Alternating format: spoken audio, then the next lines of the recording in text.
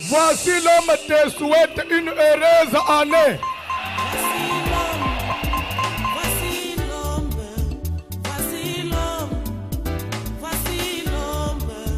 L'homme des douleurs, voici l'homme.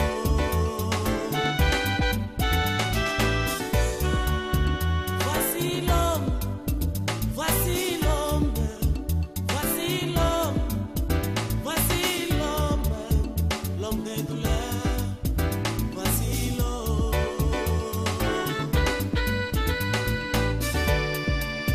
L'homme des douleurs, habitué à la souffrance.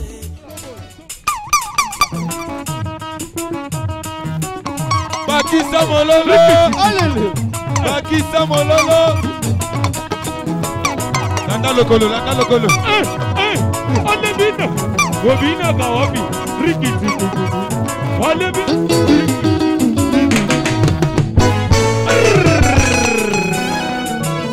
Tiki tiki tiki tiki.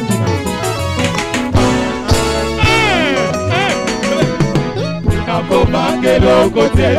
Ona zalina yese akobate langata konyosi yawe nakobange lokote ona zalina yese akobate langata adebi abi ziki riki ai ai riki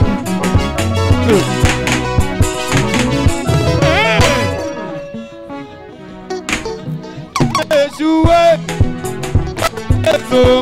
Je ne peux jamais échouer. Kaina Nzambe. Je ne peux jamais échouer. Yema makasi.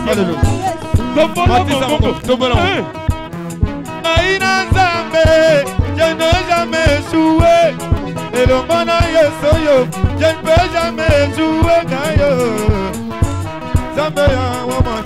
Zamba kalembele moyo. Yoka, misala maboko na ngai ekofuluka elongo na Yesu atape mobongo na ngai ekokende liboso mpo naza na Yesu ngai na Nzambe yo je ne peux jamais échouer ngai na Nzambe je ne peux jamais échouer elongo na Yesu je ne peux jamais échouer ngai na Nzambe yo nakokende liboso tango nyonso na mobongo na ngai na libala na ngai ata na mosala na ngai je ne peux jamais échouer ngai na Nzambe je ne peux jamais échouer elongo na Yesu Alebino yoka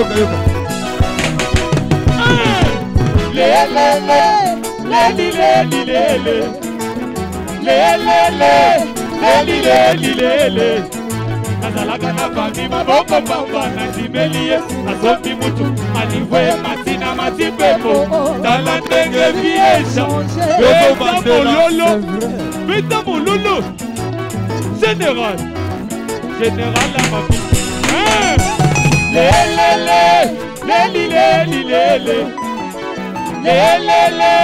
mami lele nazalaka na fami maboko pamba nazimeli Yesu nasomi mutu alivwe matina matipepo tala ndenge Loco mata mata mata, loco que te ligoso. Loco mata mata mata, loco que te ligoso. Loco mata mata mata, loco que te ligoso. Loco mata mata, dame na ngaye. Loco mata mata, dame na ngaye. Atana ubala na yo. Loco mata mata, mama atana ubala na yo.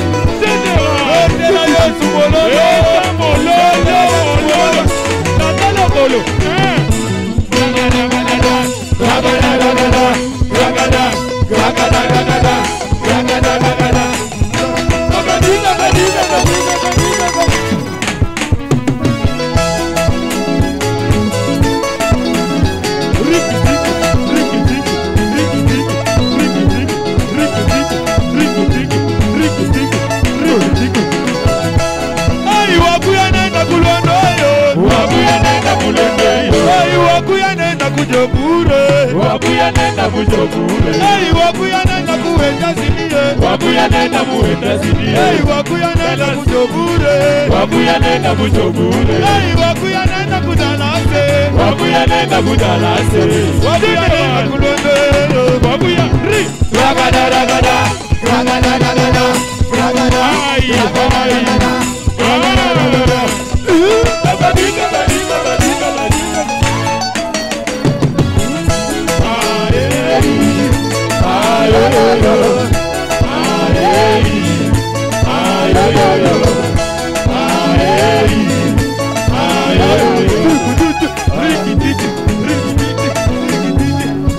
Siba Bendele, Siba Moussa Ligolo, et pas, Siba Solo,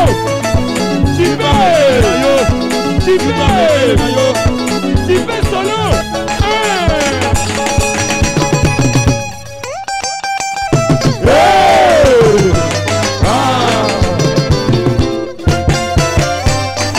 Basala Sala ma fête, Basala Sala ma milulu, Asibona fête de l'Égypte. Alemona yete, alemona yete,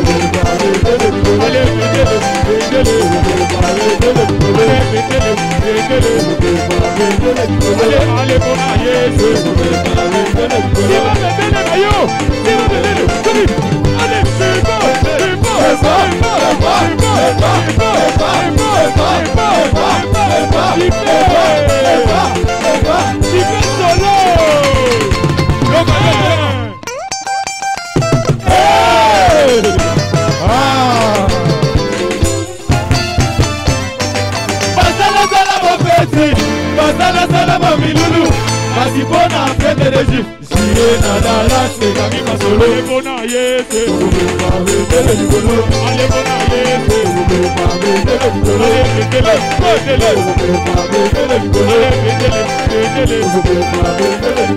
Meta mololo, mololo, meta mololo, mololo.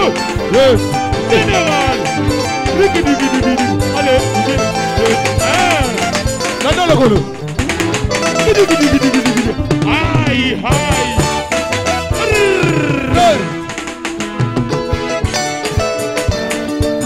Obina. Alagida. Nabo. Riki. Kele. Zambi wa François. Kumendela walu bubya bubye. Kele. Zambi wa kolone. Kumendela walu bubya bubye. Mubejedi baka mubeja mudimu. Zambi wa François. Zambi wa mamoye. Kumendela walu bubya bubye. Kele. Zambi wa kolone. Kumendela walu bubya bubye. Alagita.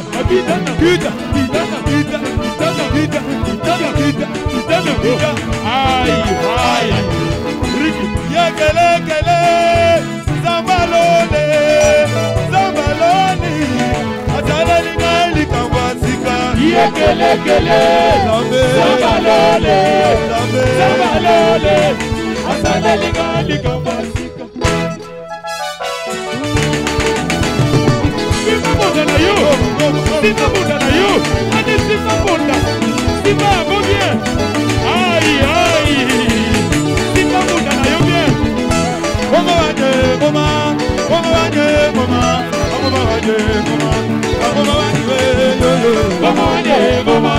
Mama wanye.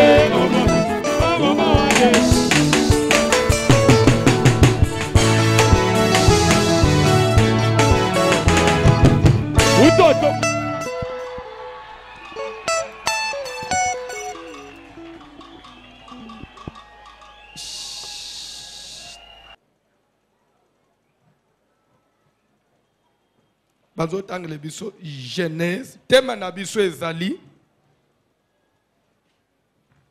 la destruction des alliances cachées de nos familles. Amen.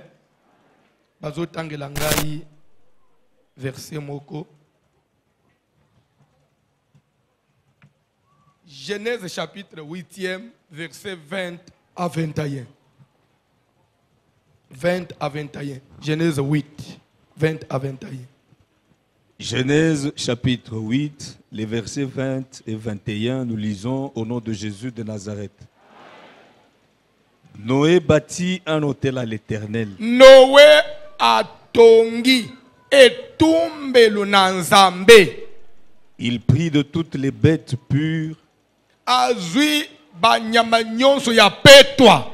et de tous les oiseaux purs, Pe azui bandeke nyonso ya petwa. et il offrit des holocaustes sur l'autel. Pe apesi libonza na etumbelu. L'Éternel sentit une odeur agréable, Yahweh Nzambe ayoki solo ya kitoko. et l'Éternel dit en son cœur, Pe Nzambe milobeli na motema. Na lingolanda bien. Nzambe milobeli na motema. je ne maudirai plus la terre Ngai Nzambe nakolakela alisusu mabele mabete. à cause de l'homme, Pona mutu. Ngai nakende kolekela mabe, mukili mabe. Nakolekela parce su mukili que les mabe. pensées du cœur de l'homme sont mauvaises dès sa jeunesse. Po mutu makanisi ya mabe ebanda kaye depuis kaka bomwana. Et je ne, Bandele place wana. Bandele place nanda zolo bawana. Nzambe mutu azama mabe depuis bomwana. Oh, on dirait Nzamba so situka hein. Que mutu on dirait azane kama mabe. Bon su Nzamba kele yo bo za kama mabe. Ngana o changer dit. Mabe pe eye na kimukolo te. Ya banda abi makanisi ya mutu eza mabe depuis bomwana na mutu ne wana akanisa kama mabe yama ndeka ndazo sima mikola place wana bakatala ndenga zala makanisi mabe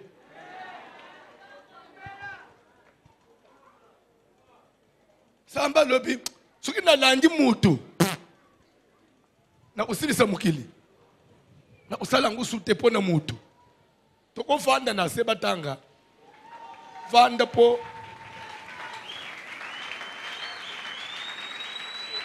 je ne maudirai plus la terre à cause de qui? De l'homme, car les pensées de l'homme sont mauvaises dès sa jeunesse. Eh, Papa John, est-ce que commentaire noté? On a écrit ça. Tanga Bible, papa. et je ne frapperai plus tout ce qui est vivant Nakoboma subilo onyonso eza na bomo ite.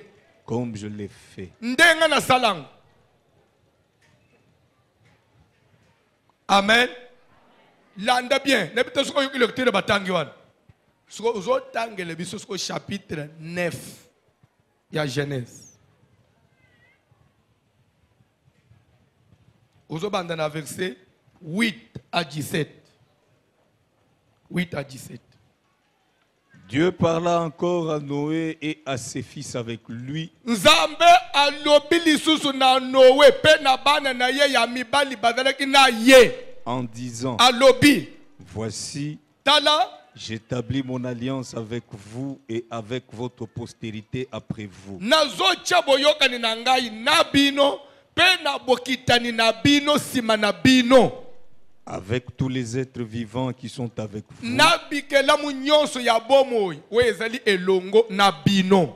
tant les oiseaux que le bétail et tous Ezala les ya animaux de la terre, bandeke, ezala ya banyama, to ya biloko nyonso etambola na mokili. soit avec tous ceux qui sont sortis de l'arche, Ata nabikelamu nyonso ebima, soit na avec tous masuwa. les animaux de la terre. ata na banyama nyonso ya mabele. Je vais vous donner une petite information.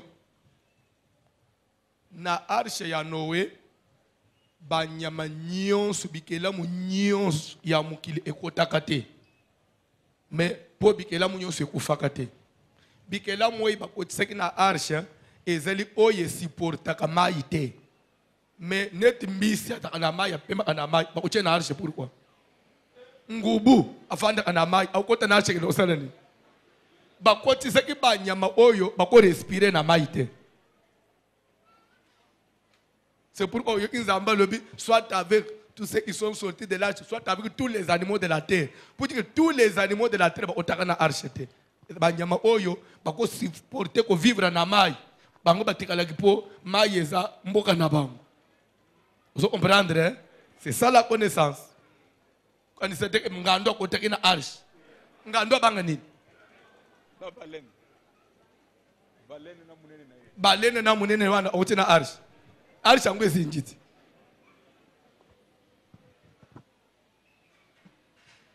Et pe soko yebite. Même likoro de koteki na arche te. Po likoro do vivre na mai soko yebite. Nzamba kotisaki banyama o ko vivre te na se amai.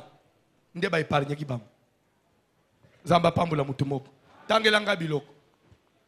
J'établis mon alliance avec vous. Nazotia boyokani na bino. Aucune chair ne sera plus exterminée par les eaux du déluge. Ekelamu moko te ekobebisa malisusu na ndenga ya mvula ya mbala moko. Et il n'y aura plus de déluge pour détruire la terre. Ekozala na mvula te po ebebisa mukili mo bimba na mbala moko jamais. Et Dieu dit, Pe Nzamba lobi, c'est ici le signe de l'alliance que j'établis entre moi et vous. tala kuto elembo ya boyokani stop. Nazo sala nanu mariage entre les deux versets. Bongo ko bakotanga. Tema na biso ezali la destruction des alliances de nos familles. Ozolanda verset ya liboso batangi sima ya Nzambe ko constate mabe nyonso etondaki na mokili. Bible ko Nzamba zwi mukanu na kati na ye moko alobi non. Trop c'est trop, je vais en finir une fois pour tout.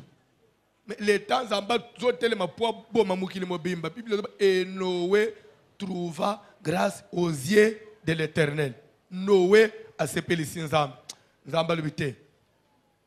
Nazoboma batu nyonso mais Noé tika ata mokili mobimba eko échoué yo échoué te. Ata mokili mobimba famille no mobimba batu nyonso ba ozinda yo ozinda te. Le Dieu de la Bible azali Nzambe ya exception. Asala toujours exception. Tika yo zala exception. Nakoyebisa yo lo mokozolanda nga très bien.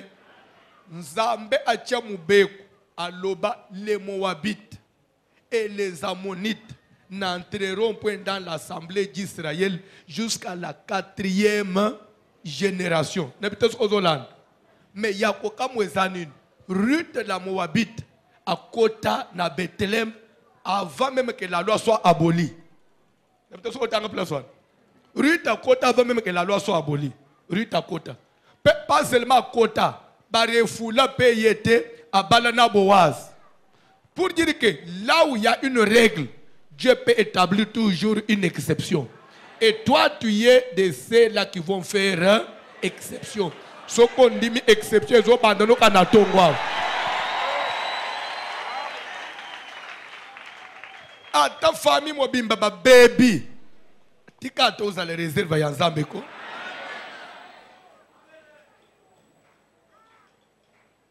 Nazokoba.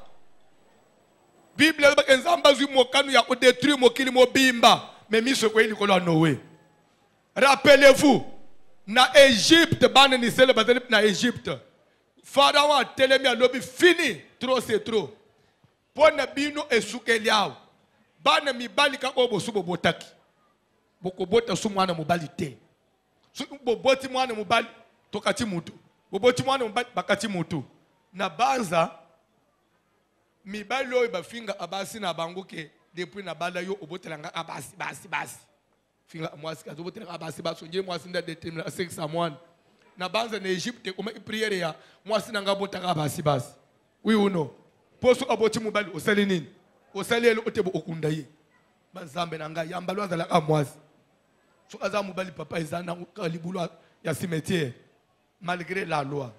Et pendant la loi, pendant que cette loi battait record, Moïse a botami mwana mobali.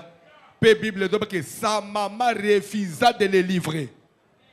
Pe Moïse a koufate pe baye kolokotaye. Na mwana ya mutu apesa mubeko. L'air lokotaye ça doit être certainement un enfant des Hébreux. Ok, aza mwana ya banane, ya bayuda, aza de quel sexe? masculin. Ok. Loi ya papa na wezo le banini. Bayuda bakozala na mwana mobali te. Kata ye mutu kasi. Parce que yo mutu lokotiye ozata mutu mwana ya mukolo mubeko. Zoye sala nini? Atali ka mwana bino o mwana azaki to oboy. Oyo na okata mutu te. D'ailleurs azoko mayangai. Ende edreki pe bandeli ya délivrance ya Israël. Une fois nzamba salu exception, nde délivrance à famille pe bandi na zela na yo. Mouton nzamba chaka l'écart, nde bandeli même ya makambo minene na vie na yo. Prière nanga nenge na tongo alelo nzamba cho à l'écart. 2019 oza na pembeni, oza na mouton nzamba na ye projet. Bible doba ke mama ya Moïse bocha le non na kopes ya ngai mwana kokufa te. Bien aimé, cette femme-là avait pris le risque. Alors, ce qui batu nyonso ya bango bana bakufak ya ngai na opesa pour kufa te. Comme pour dire que au ciel, Dieu avait un projet, Dieu avait un plan bien conçu. Il a libéré Israël. Pengonga, il a bikisa Israël et c'est kokaki. Parce que na alliance n'ambassadeur na Abraham biseke tes descendants bakozala ba étranger na mboko ye kozala ya bango te bakozala a servi bako nyoko la bango bako souffrir pe na sima ngai nzambe après 400 ans ngai nzambe na obima pona délivrer bango pe na Israël basiba ko 400 ans mais nzambe akitite comme pour dire que nzambe kozala na moment na zote yawa et c'est comme moment ya asala likambo lingi ko sala so azoluka piste d'atterrissage. Tu connais une chose. Beaucoup ont un avion musika. Beaucoup mis na destination. Mais il faut piste de dégager pour avion et quitte. Tant que piste de dégager l'avion au bando likolo. Ti bako pesa ye permission que maintenant vous pouvez atterrir. N'habitez sur ye bakelo quoi. Alléluia. Alléluia. Dernièrement dans un aéroport nazo solo là. Na bande omokumbo nalibika na aéroport est-ce que nalibika ki anjili pour que usambisa bato aéroport anjibo ubiseke voici lo manini na ze na aéroport moko nazo sala na bato basa kuna bebisinga pasteur izana makazo boko de bozoya ba yibise bino ke tokokita na 30 omoni boye okita na 50 nzo ande bolinga boko na 30 mais tant mususu biso awa na tour de contrôle nanu topesi avalete tant mususu ezata na mukonzi moko azolinga adekole nda isasuki président de la république azana linga mat avion moko eko itete to oyebise bino bobanda obaluka likolo wana bino ba client boza na kati boko yebate zomona avion zo baluka lisika te azoluka po atterrir nzo ande ba yebise ko pusana nanu te bando obaluka baluka alembisi vitesse ti lero to koloba ke kitande asala kanini ekita na bien yakba minute musu to lekisa ka likolo awo. Alors peut-être tokoki autorisé na urgence sous que pilote alors kaza na assez de carburant wana toko autorisé mais des fois pour comment ekiti botkali na kati ba fongolité bino bokalista mususu oh non bazoze la baya na passerelle la bazo fongolate biso moko tebi pourquoi bazo fongolate nabi to mona kama Nzambe tika Nzambe na lol akuta piste ya vie na yo polele pour atterrir à Isalikam. Noé trouva grâce aux yeux de l'Éternel. Noé n'est pas spécial. S'il avait trouvé grâce aux yeux de l'Éternel, toi aussi, tu peux trouver. On dirait dans le bien. Tu y as trouvé. S'il y avait quelqu'un, oh, il y avait a trouvé grâce à solo. Mbelo betra te yesu mabuku muku ya songi même mutaza pembeni na yo a senti que ya solo c'est toi qui as trouvé grâce.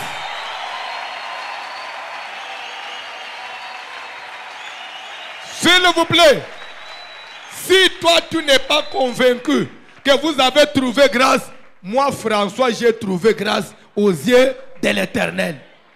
Moi j'ai trouvé grâce. Si toi aussi tu as trouvé grâce, mais moi je suis de ceux-là qui ont trouvé grâce. Tika ont trouvé grâce dans la mission Nzambe. Nzamba lobi Noé trouva grâce. Nzamba lobi na kuboma yete. Nzamba bengi Noé. Asololi na ya lobi fais-toi une arche de bois de gofé. Talandengo kosal. Et après okokota na arche yo na bana no ya mibali pe na ba fiancé ya bana na yo okoko linga fiancé mususu na nzela na yo biki na ebisa yo quelque chose bana basi oyo bazalaki ba fiancé ya bana ya Noé lere bazana Noé na arche bazo biki bazo tala na kati ya mai ba para na bango bazo chola bazo tala na kati na mai ba yaya na bango bazo chola ba leki na bango bazo chola bana musoba benga bango batata mwasi bazo chola me bango na kati na arche à cause ya nini c'est parce que babali na famille ya obala na famille nini oye ko cholisa yo to oye ko bikisa yo yango balobaka famille nyonso ezala ya kobala te. Oh non, mobali wana aza baguna ngai akozala baguna yo mais aza ya famille.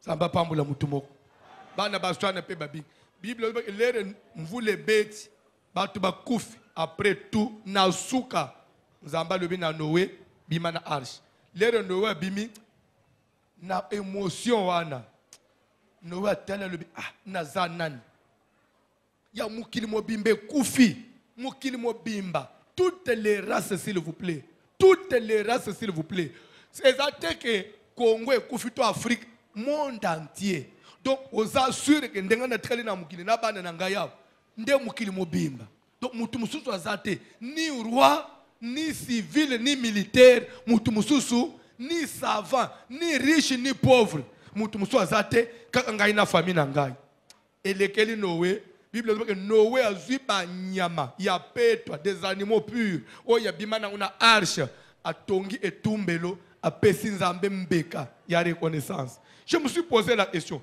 est-ce que Noé était obligé ya kopesa nzambe mbeka et pourtant les animaux oyo Noé a kotaki na una arche Dieu lui avait dit cotise deux de chaque espèce pour la conservation de la race, oui ou non? Pour la conservation de la race. Mais l'air Noé qui na arche abandu kozosko ba nyama wana o nzambe biseke zo pour conserver race Noé tumbeli nzambe comme pour dire que na tangu ya Noé na offrande ya Noé Noé a détruit sa race mususu etikala suna mukilité pour abonzela nzambe yebisanga ezeki 2 admeto azwaka ata ya mubali ya pesi ya mwasi utikala obota nanani so apesa ya mwasi mubali ya obota nanani c'est barasa wana esala nini elimo pona nini parce que Noé abonzela nzambe bien aimé donner à Dieu et pesemela mutu nyonso te et dans la Bible muso pesi nzambe ozoki omona ngo comme une perte mais récompense nango c'est Dieu qui sait l'air offre mbekezo pela na moto Bible dit que na le place nzamba fande ki na kiti na ye Dieu sentit une odeur agréable nzamba chezolo boy atunanji Gabriel ozo osoloan Gabriel vieux kutu biso to bande ko yoka banda kala me tous les 4 êtres vivants bongo bino vieux solomoko mais ezo uta wapi batala boy na mokili bamoni Noé na etumbel azoma tsaka banyam nzamba kiti Dieu a fait une déclaration nzamba lobi en tout cas plus jamais plus question ya ngai nzambe na telema lisusu atakanda ngwe latinga ndenge nini à cause ya mabe ya mutu ngai nzambe na telema suna détruire mokili na kotika la kosala ngote po mutu ango pe azama be ko banda bomwana makanisine da ka tourner vers le mal suka na ko banda na landa kaka mutu na détruire mokili na sali mususu na langi mutu na détruire na sali mususu na langi mutu po mutu ko changer kana yete en tout cas ngai nzambe en tout cas na zimo kanu na ko détruire su mokili na ndenga ya boite na ndenga ya mai na nokisi mvula 40 jours mokili mobimbe kufa en tout cas na zue kateli na ko sala nguli susute landa matei mais au lieu au zue kateli suka kaka bongo nzamba lobite abengi Noé alobi Noé viens avec tes fils le Noé a commis alobi j'établis mon alliance avec vous et votre postérité après vous. Pourquoi? n'a ko placé arc na no lao arc-en-ciel pour être la alliance yake. Alléluia. Alléluia. Papa John reprendre ce chapitre 9. Va comprendre ce chapitre 9. Bandana verset 8 quittez rapidement. Dieu parla encore à Noé et à ses fils avec lui. Bandana verset 11 papa saute en une. Bandana 11 tout rapidement. J'établis mon alliance avec vous. Oui. Aucune chair ne sera plus exterminée par les eaux du déluge. Oui. Et il n'y aura plus de déluge pour détruire la terre. Ok papa. Et Dieu dit, c'est ici le signe de l'alliance que j'établis entre moi et vous et tous les êtres vivants qui sont avec vous pour les générations à toujours. Tala elembo ya boyokani nazo sala na bino pe na bikela munyo seza na bino pona ba génération seko na seko. Toi avancez papa. J'ai placé mon arc dans la nue. Na tie arc na ngai na likolo. Et il servira de signe d'alliance entre moi et la Eko terre. sunga lokole elembo ya boyokani kati na ngai na mabele. Quand j'aurai rassemblé des nuages au-dessus S'il de vous la plaît, terre, c'est là où il y a mon problème. Na chapitre 8 kuna, l'ère Noé sali offrande, nzamba sentir odeur, nzamba zue katel. Na kwa jisaka lisusu boite, oui ou non? Mais na chapitre 9, c'est comme s'il vient encore se rattraper. Na so sali no alliance. Na tango ekozala il dit quand j'aurai rassemblé de nuages au-dessus de la terre. Oh. Na kuita lobe na osala subo ete mais na nefa ye koloba il peut arriver que kande le kelingai malgré décision na zua na yoko sangisaka ba niwaji pona sala nini pona nokisa. C'est pourquoi na sala alliance et dans le lokola garde-fou. Vous comprenez te? On dit vous comprendre nani bien te? Nzamba zo trouver que na décision na zui pour décision et dans renforcer il faut n'aba kisala nini. Vous comprenez bien te? Na wita zui mukanu yake na konoki sa osumvule pona koboma mukini na mbala ute wi uno. Oli atika la wana rubite. No we yaka.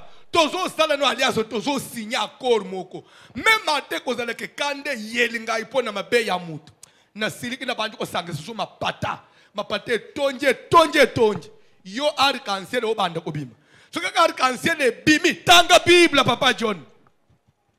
et je me souviendrai de mon alliance entre soki kaka arc-en-ciel bimi na moni yango mbala moko na kosala nini na ko se rappeler na sina lobake na ko agir boyete mbala moko na kande kosila na baniwa jangwe osala nini e ko panzana moye mukile kufosu na mbala moko.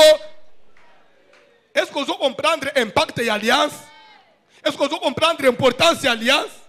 Alliance, c'est le garantie pour ne pas perdre les intérêts. Raison pour laquelle le diable, connaissant la force d'une alliance, il avait à sauter, à précipiter le premier. Il y a que ça dit ça, alliance. Je vais vous dire une chose. Mouto ça dit ça, Abraham alliance. Et ça, Abraham était Zanzambe. Natango Abraham akutani na Nzambe.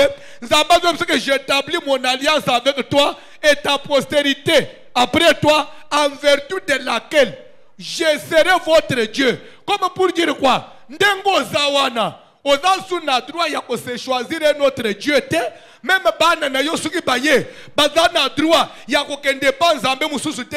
Na alliance tozo sana. Moi obligatoirement, je deviens ton Dieu et le Dieu de ta postérité. Quelles que soient les générations. En quelque sorte, c'est comme si Dieu a pris en otage cette lignée à travers l'alliance. Il y a ces familles-là. Satan a joué en otage suite à des alliances. Vous avez une propriété à Satan. Vous avez une propriété à Milimu Mapé. Il y a une famille moussous. Il y a une tout moussous. Malgré ozo sambela. Il y a un bando to échange à côté. Soko loti na se ya maite. Ozana mboka. Soko loti ozana zamba te. Ozana nda unabinu. Ozana bisiko okolela. C'est qu'il y a une alliance. Et donc, il y a un wapi. Okozala awa. Rappelez-vous Laban akutani na Jacob. Laban zoyebisa Jacob. Ok, awo zokende na bana na ngai. Na kotikala komona bango lisusu te. Kote okokende, okozala na ngai te. Lere tozalaki nayo, j'ai veillé sur mes filles. Mais maintenant qu'on se sépare, et que tokomona naka lisusu te, kote ozokende, garanti ni ngai Laban na kozala nango ke okotraite bana na ngai malamu. Nous établissons, faisons maintenant une alliance. Et que cette alliance est causale que bipa yoko kende. Soko lobi o maltraité bana nangai. Et que cette alliance veille sur nous. Et que les dieux oyo sambe na nzambe ya batata ne wan a jugé yo. A de juger entre ngai na yo. Ozo mona que quelque part là-bas, Jacob contre un fait accompli, ils ont condamné les lots mokoboy. Sont lingo kende gauche, aucun de droite, alliance salanini et l'andelayo. Il y a de ces familles-là, il y a de ces gens-là, oyo bazali contraint. Il y a kotambo la kaka nanzela ya gauche. Suite à quoi? Parce qu'il y a eu une alliance qui a été conclue depuis des siècles, depuis des générations passées. Quoi, il y a une église? Échange de l'autre, ce qui n'a pas besoin de délivrance. Nde ozo mone lelo to dans l'église, mutu musu nzamba ko sungaye, mutu musu nzamba ko sel, mais lobi lobi, o mone likambo ezuye. Mais lelo bozo kutana wana, ozo ba masolo e bandi, encore comme les Congolais me parlaient. Moni akufia, ya inane, o ya landier, na Paris.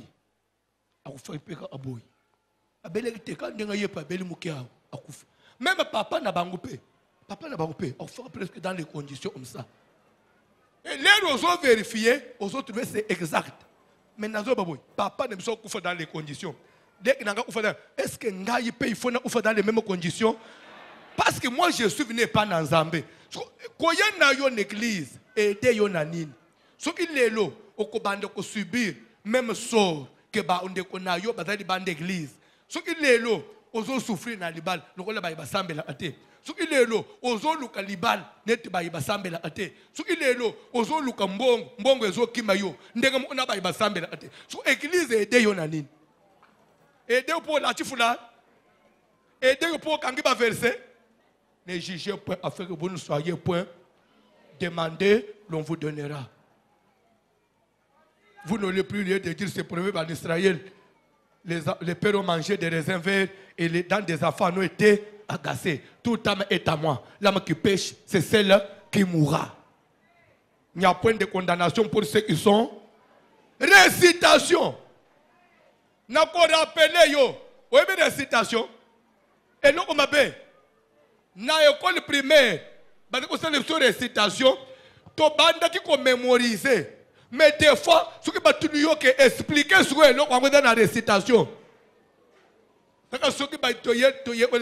Ma mère que j'aime beaucoup, m'a donné tout, m'a pris à marcher pas à pas, tenant mon bras. Quand elle est là, je ne crains rien et je l'aime.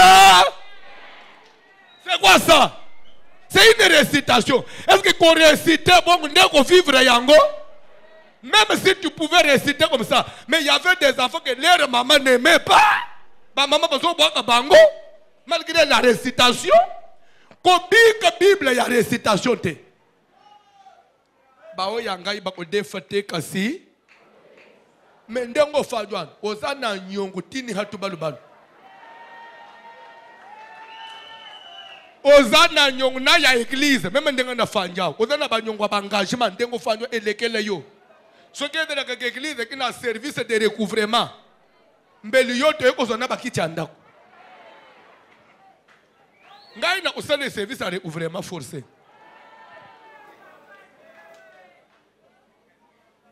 Mukolo musune yeko usale recouvrement ya badim.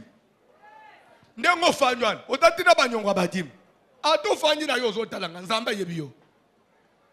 Me na munoko oyo lobak ezayo bika kate. Na libota na ngai mwase komba. So ozai komba pone nini? Na zotu na ozai komba pone nini? Na libota na ngai mwase kosopaka zemi. Zemi ya 2 mois esopani te. toutefois dans le Seigneur moi si azanga mobali akozala te yayo azawapi nazotuna yayo mobali aza okomi na age nini okobala te okobala mukolo nini pardon c'est ça le problème ya église sikoyo pasteur akotelema boko pambolama amen mais li pambola ngo eza wapi bien aimé kolinga kobika église ya basolgan te oyebi basolgan oyo tozaki nango na ntango ya mobutu nye un peu égal servir c'est servir non mais les bazo c'est servir non wana soki basombi char de combat balongoli moteur batie na balinière o se servir ou bien au servir ba char nyonso ya garde civile ba moteur basala ba bateau oyebi yango te ou bien ngande na bimisa musika mais soki totelemi un peu égal c'est servir non c'est servir mais en réalité on se servait oui ou non est-ce qu'il faut te vivre bongo okogende poto okobana amen dans le vide 2019 ezaya yo je voulais attirer votre attention s'il vous plaît peut-être vous êtes distrait on est au mois d'avril jour pour jour déjà c'est le mois d'avril sur les 12 mois de l'année si on fait moins 4 il reste combien c'est que dans 8 mois dans 2020 dans 8 mois ce n'est plus 2019 c'est 2020 l'air de côté sur 2020 tu es un réveillon il y a bonne année parce que na bino hôtel malobini année oyo eza ya yo yambango 2019 on a yambi pe nandenge to mesana ko baptiser ba année de la moisson finale et si muto a moissonné na kosala ngote tika tote yo au comprendre si vous venez d'une alliance quelque part si vous venez d'une famille où il y a des problèmes il faut pas aider yo basalela yo musala soki musala salemité et dans les loko kobika te bande kuteka de biso une chose bande en Israël en Égypte ils étaient dans l'alliance d'Abraham oui ou non comme enfants de Dieu, un peuple appartenant au Seigneur, une propriété privée de l'Éternel, mais ils étaient sous les jougs de Pharaon. Qui no Pharaon aye ko bamba o yaye mubeko. Suki boboti mwana ya mubali nazo sala nini nazo kata mutu. Pele na bande kata mutu, baze kata na mitute. Na lola nzamba zale ite, baze ili bota na nzambe te. Suki bakosa yo ke suko sombi Bible munene, nde Satan bangi yo bakosi yo. Kosambela c'est un pas. C'est un pas. Mais être libéré totalement, c'est autre chose. Alléluia. Un jour, Jésus s'est permis de dire, si vous demeurez dans ma parole, vous êtes réellement mes disciples. Et ça, il dit à qui? Bible dit, il dit aux Juifs qui avaient cru à sa parole, si vous demeurez dans ma parole, là vous êtes réellement mes disciples. Vous connaîtrez la vérité et la vérité vous affranchira. Batomboki, comment il parle que la vérité vous affranchira? Parce que totikala ko na ba esclave te. Et se croyaient libres. Et se croyaient libres. Mais Jésus les voyait des esclaves. Et bazalaki ba juif, mais Jésus les voyait esclaves. Au cours de nos hommes na malamu. Mais nzambe na lo zo mono na basinga. Ta musunde ngo fanywana. Na famille mna na alliance moko basala. Bole isaka 60 ans te. Ta muso yebi yangote. Ta muso yebi yangote. Ndo mona kalibota mususu. Sumutu abandi ko poussa nage moko boy. Et dans la maladie moko ebandi ko se déclarer dans autres. Na lo banano. Est-ce que c'est à cet âge nde faut bande diabète? Diabète en tout le banano a tozo insuline. D'abord insuline ezo yo pona ko aider yo. Mais insuline en moko est détruite en autres oui ou non? À force ya ozo insuline et ko baby sa yo miss. Ne peut-être ko bien. Sokoza mobile insuline et baby sa force sexuelle ne peut-être ko bien. Insuline et baby sa makambo belé dans autres amu. Soko yebisa ngai. Ozo banda una 30 ans. Ezapo suka na jini. De, uko de lo fanyo so rêver, ozo banda una 30 ans. Po suka na una jini. Il y a place au fandia, on a quand tu biso. On commence à vivre dans banti rétroviro, tout le papé, tout le baté. On commence à condamner na bakis. Est-ce que c'est une vie normale? Et pas dans Nzambe toye ko salanine. Nzamba yebisi no way. N'a eu décision. N'a ko bomba lisusu mukili na modèle ote. Mais pour na éviter que un jour na ko na erreur na zo sala alliance soit de bande ko freiner ngai. Ce qui na telemi na bosani na lingi na agir. Yo arc-en-ciel bande ko bi mau barre ngai. Quelle est l'alliance qui a été établie dans ta famille où il y a des signes? Chaque fois qu'il y a une opportunité qui s'offre, où il faut y pambolama. On dirait que pour empêcher, Dieu avait mis l'arc-en-ciel et dans la barrière pour que ne soukate yamakabu musus sokate la biaboma yo arc-en-ciel kangangai. Arc-en-ciel ni famille no bachia o soko baji fiançai o komi pembeni makambo ebebaka o dire na mupepa moko telemaka sije jina alianza na mupepa moko telemaka o banda kana baninga bagenda katina suka me ya yo dire na loko moko yaka kwenterkale tika arc-en-ciel na famille na yo e yamba moto onode silelo soki nzamba lingi abande ko agir anokisa sumvula apanza mokili sanke eloko moko bloqué il faut sala nini il faut détruire alliance soki détruire alliance asala na nowe arc-en-ciel pe ko sala nini ekolungwa mbala wana ko bande ko sala sanke eloko moko esala nini mais chaque fois que alliance ko demeurer soki alinga sala arc-en-ciel ko bande ko sala nini on dirait anelo moko ampeshaka ko bonga na yo.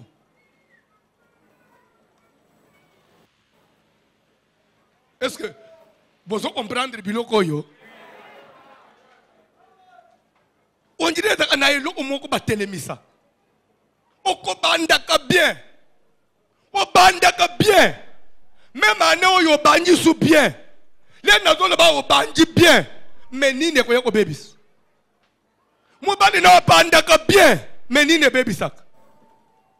Ah, vous bandit 2019 na décision. Vous bandit ko sumba na biloko alibale oui ou non? Alobi ti 6 juin, awe ko sala makambo. Na ndenge bo ko discuter ka muke. Kanda neza aka na tegi biloko ngo alibale. Ozongo uti bateki na banzungu na bakazi asikireze déjà na ndako teki nyonso. Dere bo ko senga na pardon, likambote na limbision meto bandela kasi. Et qu'en 2020, vous reportez combien de fois?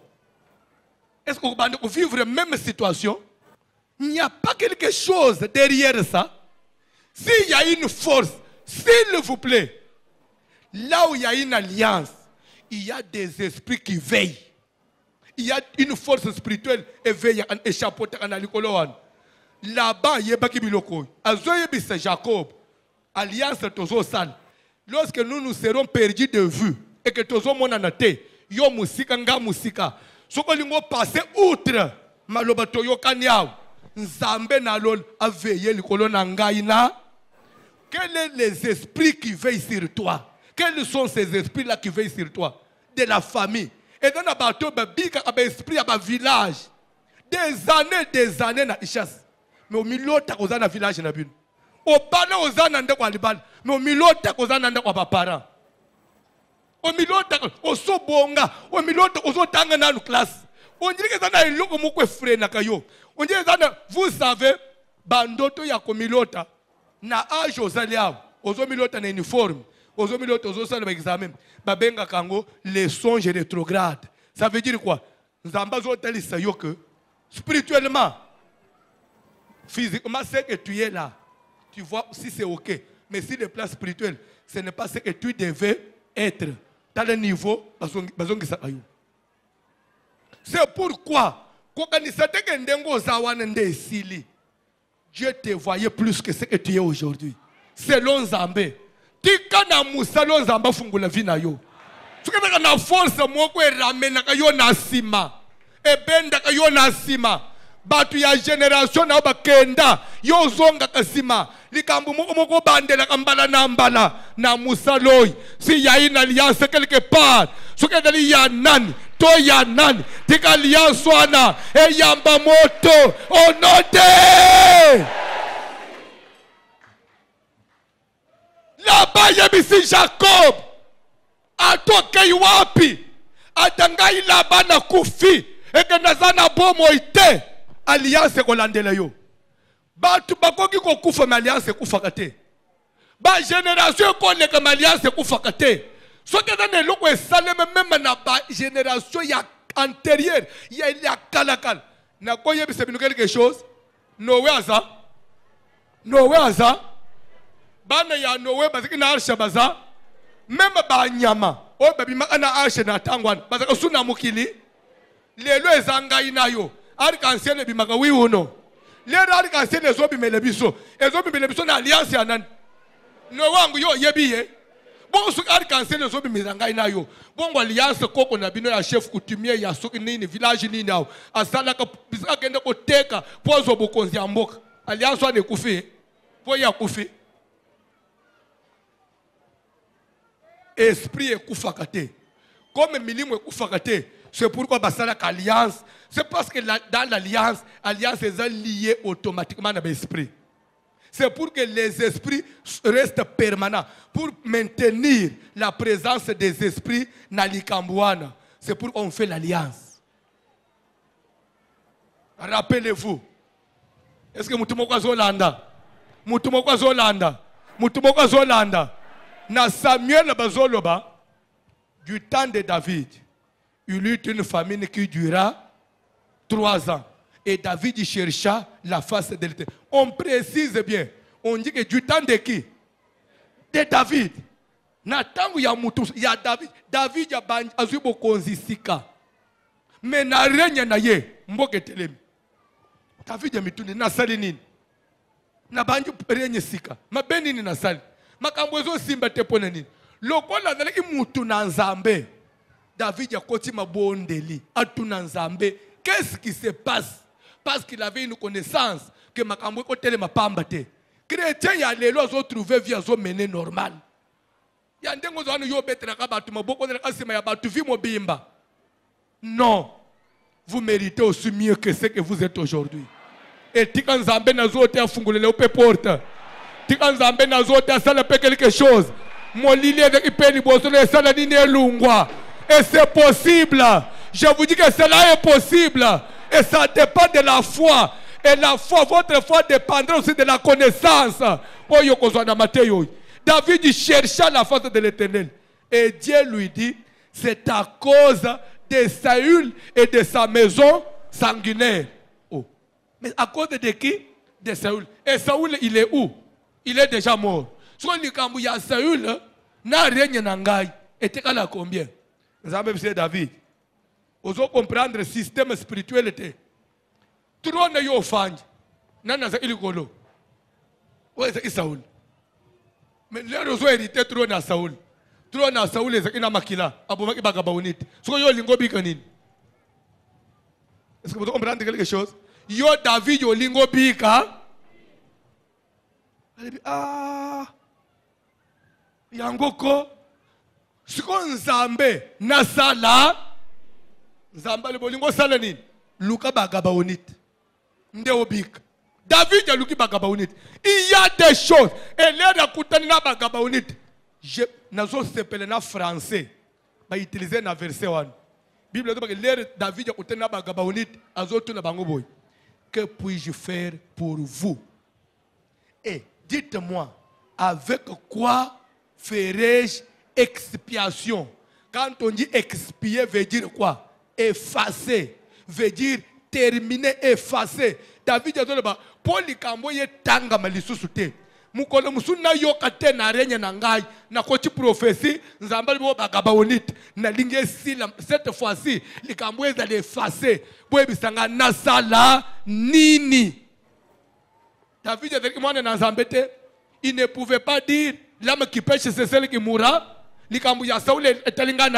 Comme c'était le même trône, Makambu ya Saoul, il fallait l'endayer. Et toi aussi, vous êtes héritier de la même famille. Vous avez hérité les mêmes histoires. Vous avez hérité le même système. Vous avez hérité le même sang. Vous avez hérité tout ce que vous êtes là. Et vous êtes dans la famille. Oye uta na famille et kolanda yo. O mata o kita. Même les lois ba otanga. Otanga na mbongo nini. Na zoto no otanga na mbongo nini. Donc il y a des Américains. Et quoi le premier otanga na mbongo famille te. Soka makambo famille e ko tika yo. Mbongo ya famille otanga na. Mbongo papa ni otangisa yo na. Ata papa simba akisite. Bongo siko papa ya papa na binu. Nda kolisa pe papa na binu. C'est que nyongo ya papa na binu. E kitili ko la papa na binu. Papa na binu pe ko la silisa ngote e ko iteli ko na binu. Soki yo pe oluki délivrance te e ko landa bana na yo. Et ainsi de suite.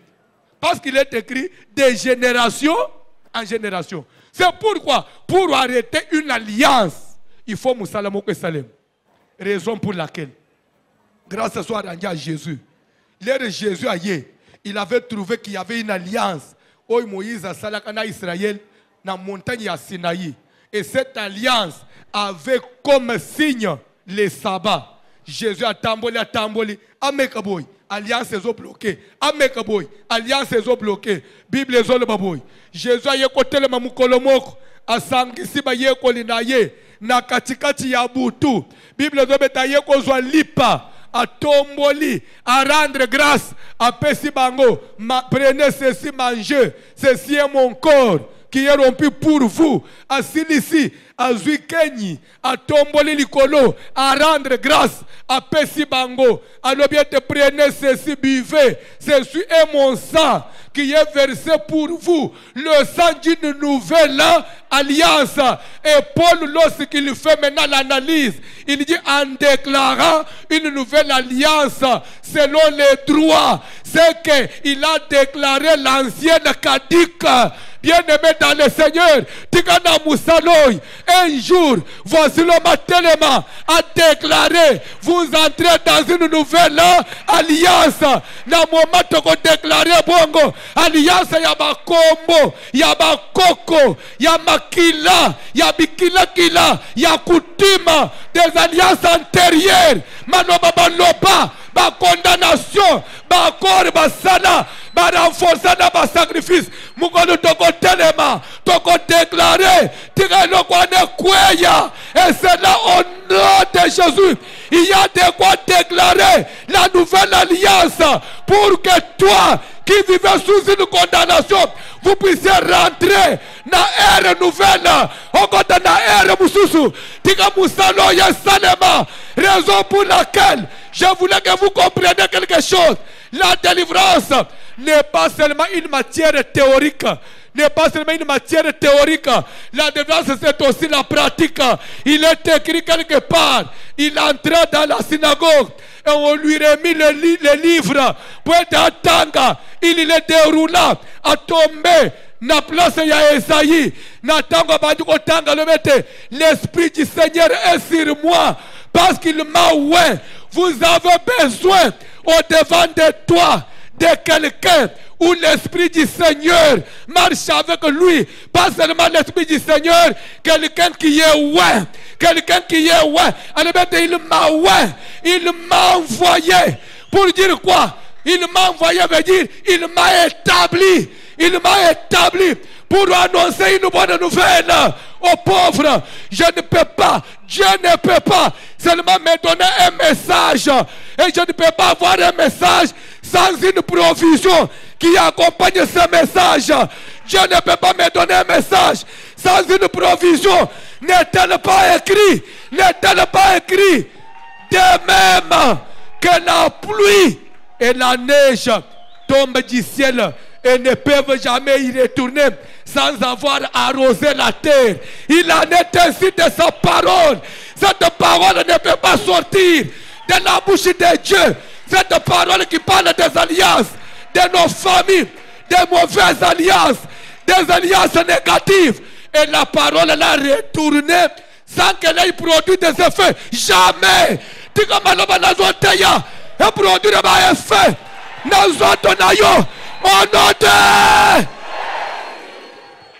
Pour annoncer une bonne nouvelle. C'est un message. renvoyer libre les opprimés et proclamer, votre français moussous, proclamer, votre français moussous, déclarer, vous changez français, publier, vous parlez français, prononcer. Ça veut dire quoi? La délivrance, c'est aussi des déclarations. La délivrance, c'est aussi des publications. La délivrance se proclame. Tu as proclamé, tu as publié, tu as déclaré. Je ne sais pas, vous venez de quelle famille. Je ne connais pas l'alliance de tes pères. Mais parce que vous êtes venus enseigner, parce que vous avez rencontré un homme de Dieu, un homme qui est loin de la part du Seigneur, un homme qui est déjà envoyé au devant de toi, je proclame ce matin ta délivrance. Et c'est là au nom de... S'il y avait des esprits des eaux, des esprits des cimetières, des esprits des forêts qui veillaient sur toi, dis qu'à partir de maintenant, que cet esprit de contrôle s'arrête. Et c'est là au nom de... Qu'à partir de ce moment, le Saint-Esprit de Dieu commence à veiller sur toi. Jésus, le roi de Galilée, qu'il puisse veiller sur toi, qu'il prenne le contrôle de sa vie. S'il y avait les esprits de la famille, Nakambo Jésus, Epima, Bikuka Fungwama, Bachene Katana, je le déclare au nom de... Je vais vous dire quelque chose pour chuter. Je vais vous dire pour chuter. Parce que les droits restent droits. La délivrance, ça se proclame. Un jour, bakoko na biso na Congo, na zolo banatangwa ba Lumumba, babanji ko bunda, bazo mata bazo kita, na ba Belge, babi trop c'est trop. Nous voulons être indépendants parce que c'est notre terre. Vous êtes des étrangers et vous avez votre pays, c'est la Belgique. Comment pouvez-vous venir régner sur nous pendant des années et des années? On en a marre. Nous voulons rester seuls. Nous voulons être libres. Bakende iti na table ronde de Bruxelles. Boye bien gote. Kuna lere ba arracher accord. Ba yokani ba signer. Bandeko. Ba yeka kana ba papier wana ba fanjite. Ba bike tokomi indépendant non. Et sengele ki quelqu'un. Ba bengi au roi Léopold II de la Belgique. Et sengele ka kita. Un certain 30 juin. A Télémana podium. A Simbi Mukanda. A bandu ko salle de lecture.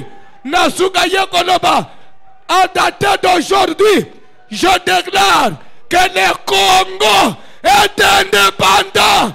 Je vais vous dire quelque chose. Depuis ce jour-là, chaque 30 juin, nous fêtons l'indépendance. Je voulais dire quelque chose à quelqu'un. Il y a quelqu'un qui doit parler. Il y a quelqu'un qui doit faire un discours. Il y a quelqu'un qui doit proclamer. Je te déclare délivré au nom de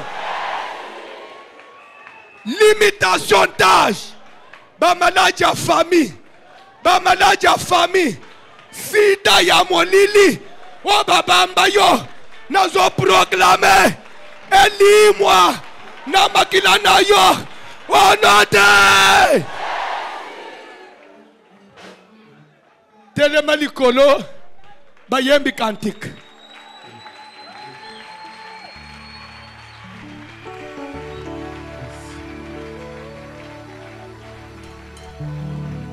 Soki muta yebisi yoke okokufa yebisi okosi. Soka tuni opona nini yebisi que mon pasteur a déjà déclaré la vie. Il a déclaré la vie pour moi. Okokufa suste. Okokufa te. Libala na yobe okokufa te. Avonji mamena bien te. Bana na yoko kunda bangote. Nazo bandela. Musala yambalo yekobeba te. Oh yes. Ozo yoka biente nazo zongela. Zemi yambalo yekosobana te. Yes. Ah, ozondima bien te. Mbongo yamba lo ekosila ka yona maboko te. Amen. Oh non de! Colonne de feu, à vous l'antenne, colonne de feu. Alléluia, Colonne de feu. Yeshua, mon Nazareth.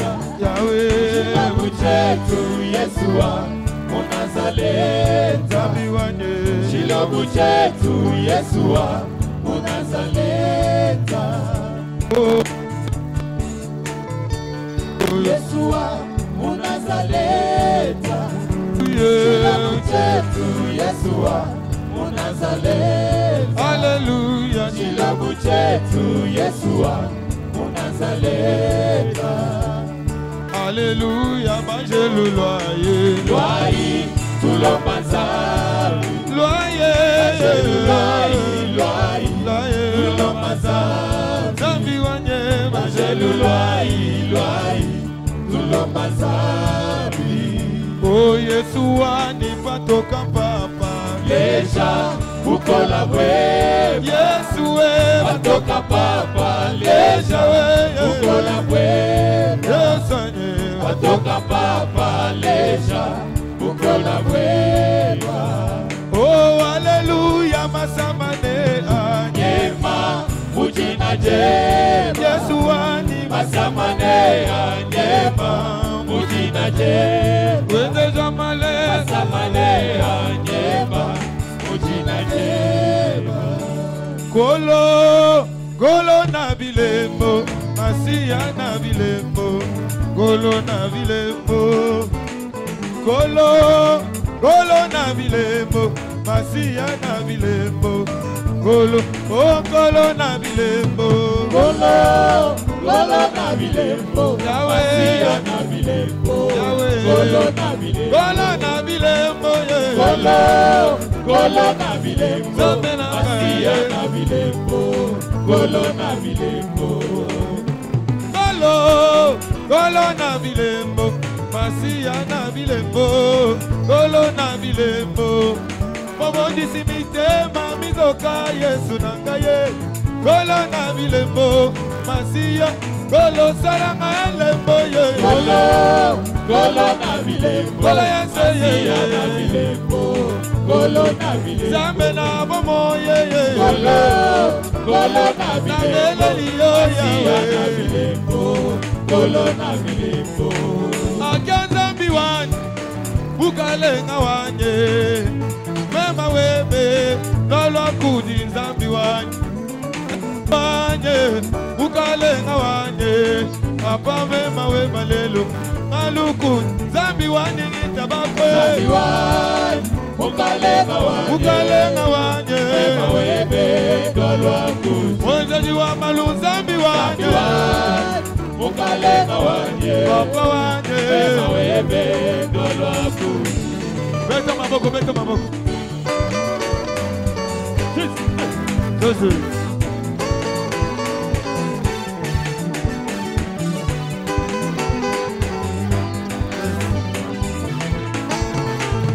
Obelela Zambalola, Zambalola, Zambalola, Zambalola, hey, Zambalola, Zambalola, Papa, yote Zambinanga, Belela Zambalola, Zambalola, Bosani Kama, Zambalola, Maboti Kama Zamboyo,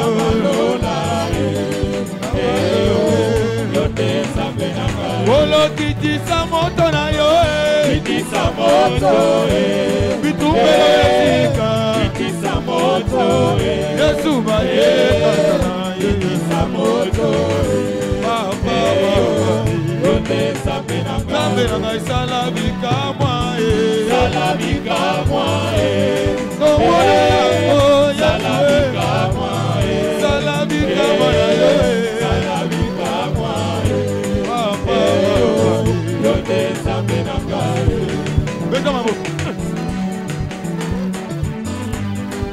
Eyo, teka tolo, Zamba motema malamu, Yesu yo nde nzambe akotikela bana belela nzamba lola Samba Lola, nzamba lola Samba Lola, nzamba lola Samba Lola, oh papa Yonde Sabenanga, atumbe atumbe atumbe atumbe Atumbe Babulo Baboso, Yesu aniwe atumbe atumbe atumbe atumbe Atumbe Babulo Baboso, Yesu anime mayo Atumbe, Atumbe, Atumbe, atumbe Atumbe Babulo Baboso, ukalenga waniwe Atumbe, Atumbe, Atumbe, oneliwa male Atumbe Babulo Baboso, aga atumbe atumbe atumbe atumbe Hosanna, Hosanna Moyo. ozosala priere soki eza na accord moko alliance moko meme ya ndenge akindoki mutu moko akende na kindoki ateka vie moto nazabe landela l'esprit ya limitation wezoveille sur votre famille sala priere sala priere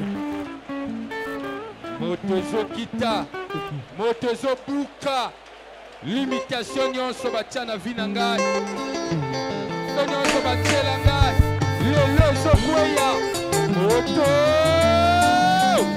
moto etumba ezikisa le feu limitation na makambo ya mbongo ezokweya ezozikisa ezotumba moto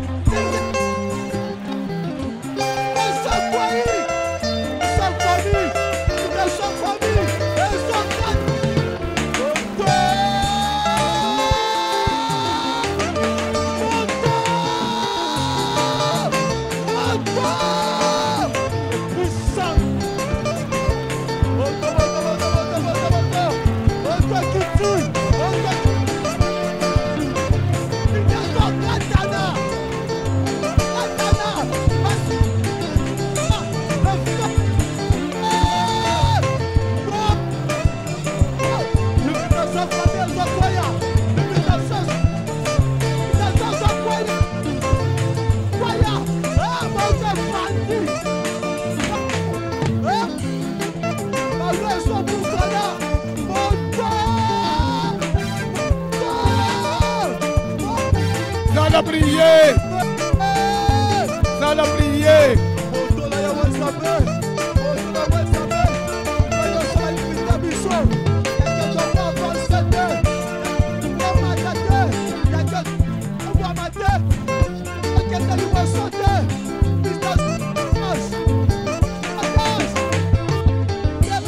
Sala prier.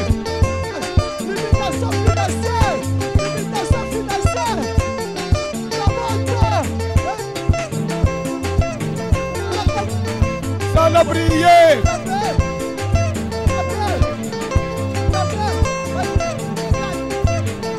Sala prier.